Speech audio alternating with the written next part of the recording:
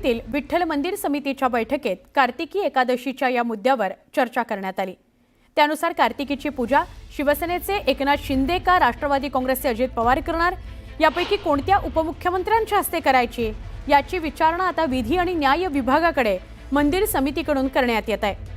त्यामुळे उपमुख्यमंत्री 2 पण पूजेचा मानकरी कोण अशी चर्चा सुरू झाली आहे। यंदा कार्तिकी एकादशी 2 नोव्हेंबरला येते। यावर्षी कार्तिकीच्या पूजेचा मान कुणाला मिळतो हे बघणं महत्त्वाचं आहे।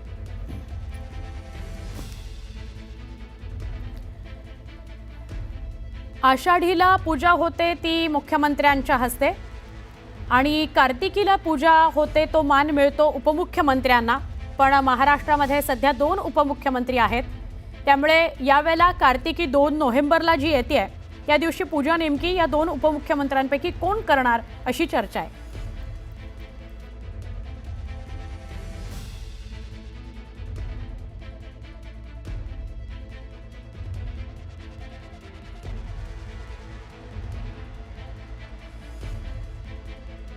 तर कार्तिकी एकादशीच्या 2 तारखेच्या दिवशी पूजा कुणाला करायला मिळते, म्हणजे एकनाथ शिंदे सपत्नीक पूजा करणार का अजित पवार सपत्नीक पूजा करणार हे बघणं महत्त्वाचं आहे।